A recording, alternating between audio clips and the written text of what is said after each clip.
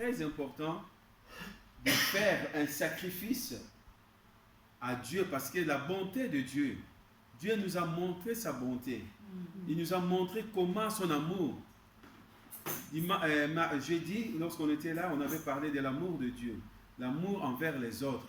Dieu nous a montré son amour. Il a donné celui qui était le plus pour lui, mais il a donné. Amen. Il nous a montré son amour, sa bonté. Et c'est pour cela qu'il dit que voilà, cette bonté qu'il nous a manifestée à nous, il veut que nous aussi, nous pouvons se manifester aux autres. Nous devons sacrifier notre vie pour lui. Amen. Nous devons sacrifier notre vie pour lui. Pour passer 21 jours de jeûne et prière, c'est un sacrifice. Vous ne faites pas pour le pasteur. Vous ne faites pas pour... ce n'est pas une grève de faim. Ce n'est pas un régime.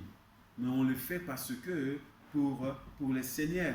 On le fait parce que je vais assujettir mon corps. On le fait parce que je vais être, mon esprit avoir la première place. Amen. Amen. Et c'est très important. C'est très important. Et il dit, ne vous conformez pas aux habitudes de ce monde, mais laissez Dieu vous transformer et vous donner une intelligence nouvelle. Quelles sont les habitudes de ce monde? Qu'est-ce qui vont le monde? Aujourd'hui, nous sommes allés aller acheter à Cannes-sur-Mer, à Polygone, aller acheter quelques trucs pour les enfants. Et tu vas voir, il y a du monde. Les gens qui sont là en train de bousculer pour aller acheter les cadeaux. Tu leur poses la question que pourquoi tu achètes? C'est Noël. Qu'est-ce que Noël? L'autre fois, je lui ai dit, ici que c'est lui qui est, qu'on peut dire que on fait cette fête pour lui, on l'a laissé dehors. Est-ce que Jésus, il est dans notre fête? Dans chaque maison, le 24, on va faire des réveillons, on va manger, on va boire. Il y a des familles qui ne s'attendaient pas, peut-être ils vont se réconcilier. Il y a d'autres qui vont se bagarrer après cela. Mais Jésus, sa place, il est où? On l'a mis Jésus où? On le laisse dehors. Mais par contre, on va fêter Noël. Amen. On les laisse dehors, on les met dehors. Et si Jésus n'est pas avec vous, à quoi sert de fêter? Amen. C'est pour cela que l'apôtre Paul dit, ne vous conformez pas aux habitudes de ces mondes. Je n'ai pas dit que nous ne pouvons pas, de toute façon, si on parle le 25 décembre, le 25 décembre, ce n'est pas la date exacte que Jésus est né. Ce n'est pas cela. Mais pour nous, et pour le monde entier, on le sait qu'il y avait un fils de Dieu qui est né. Amen. Dans le monde entier, peu importe des religions, peu importe des cultes qu'ils font, ils savent que le 25 décembre, il y avait un Jésus qui est né. Amen. C'est pour cela que nous, tant que chrétiens, nous devons dire que merci Seigneur. Parce que le monde entier savent qu'il y avait un sauveur qui est né, qui est venu. Peu importe la date, le 25 ou pas le 25, on peut dire la date commerciale, on s'en fiche. Pour nous, il y avait un sauveur qui était venu et né, c'est lui qui est venu nous sauver. Amen. C'est pour cela que notre habitude, nous ne pouvons pas faire comme le monde. Et lorsqu'on se voit ensemble pour partager le repas, pour manger ensemble, pour penser à celui qui nous a sauvés, celui qui est venu dans le monde pour nous enlever dans le péché, celui qui est venu dans le monde pour nous libérer. Amen. Parce que Jésus est venu pour nous libérer et nous sommes libres. Amen. En pensant à cela, nous devons être ensemble dans la méditation, dans la prière. Je n'ai pas dit qu'on ne peut pas manger, on ne peut pas boire. Oui, on peut manger, boire, mais dans la méditation, dans la prière, être avec le Seigneur, marcher avec le Seigneur, prier ensemble, faire vraiment, de dire que Seigneur Jésus, c'est toi aujourd'hui, c'est ta place est ici. Amen. Il y a d'autres qui ont lorsque Jésus, on l'a mis dehors, c'est pareil comme dans sa naissance. Tous les hôtels étaient pleins. Mais Jésus est né où? Dehors. Et cette habitude, on l'a pris, on l'a ramené même pour fêter. C'est lui qui est le maître, c'est lui qui est le chef de la fête, on le met dehors. Alléluia. Pendant la crucifixion, pendant la mort de Jésus, tout le monde était parti.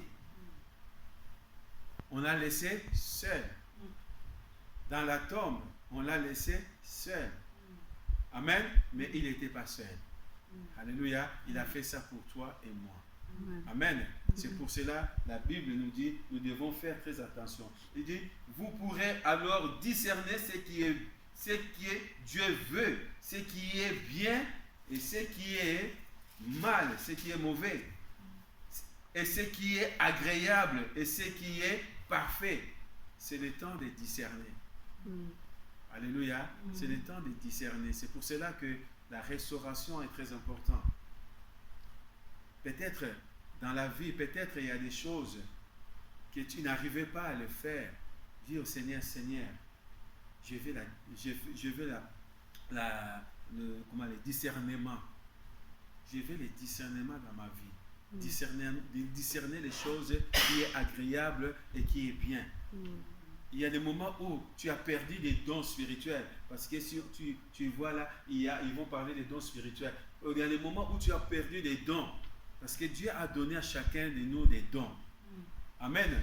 Et tu ne vois pas ces dons-là. Pendant ces temps-là que tu as passé dans les 21 jours, tu dis, Seigneur, restaure-moi. Je vais revoir encore ce qui était en moi. Parce que les dons étaient encore à toi. Alléluia. Les dons que Dieu a mis à toi, il est encore en toi. Tu l'as fait endormir. Mais en la restauration, vous savez, lorsqu'on restaure une maison, on enlève, peut-être il y a des moments, moi je vois, lorsqu'on est en train de restaurer quelque chose, tu vas voir, on est en train de voir, ça c'est un grand tableau, on va le faire comme il était avant, peut-être on le fait encore plus propre. Amen. C'est le moment de dire au Seigneur, on n'attend pas seulement le 31 pour faire des déclarations. Les déclarations, nous devons le faire tous les jours. Mais aujourd'hui, que ce 21e jour que nous avons fait, nous allons dire au Seigneur, je voudrais avoir les discernements. Peut-être Dieu t'a donné les dons de discernement des esprits, tu ne l'utilises pas. Il y a des moments où Dieu t'a donné les dons de prophétie, tu ne l'utilises pas. Peut-être tu es dans l'ignorance aujourd'hui, Dieu a restauré. Amen. Amen. Parce que nous ne devons pas vivre comme autrefois. Nous devons vivre aujourd'hui comme Dieu veut. Amen. Et nous allons aussi prier. Parce que la Bible nous dit qu'il y a des moments où il y a la jalousie. Parce que moi j'ai les dons et il y a l'autre qui n'en a pas. Et on commence à se jalouser, de dire, moi non, nous ne devons pas le faire. Parce que chaque personne est membre du corps de Christ. Toi, tu es les bras, moi, je suis la main, et l'autre, je suis les pieds. Et tous, nous formons un seul corps. Amen. Alléluia. Nous ne devons pas, au contraire, nous devons pousser des gens, ceux qui ont les talents, le don spirituel, de manifester dans l'église, c'est très important. Amen. Et ces dons-là, entre guillemets, ne fait pas monter la tête non plus. Alléluia. On a vu des gens qui avaient les dons spirituels, les dons de prophétie, les discernements. Ils voulaient être comme les autres. Moi aussi je vois. Moi aussi je parle. Aujourd'hui, ils ne sont plus là. Il y a beaucoup, aujourd'hui, ils sont à la maison. Ils ne font rien parce que moi, ils restent à la maison. Mais lorsqu'on est humble, simple, Dieu va nous donner encore plus. Amen. Alléluia. C'est là que nous allons vraiment prier. On va prier que le Seigneur, pour la restauration de notre vie, chacun de nous sait. C'est qu'il y a des choses qu'il y a peut-être là qu'il n'a pas encore, il n'a pas fait, et chacun de nous va prier. Peut-être pour les dons spirituels. peut-être pour la santé, peut-être pour ses enfants, peut-être pour sa famille, son couple, peut-être pour l'église, que Dieu restaure. Amen. Amen. Dieu restaure. C'est ça que nous allons prier, que Dieu restaure.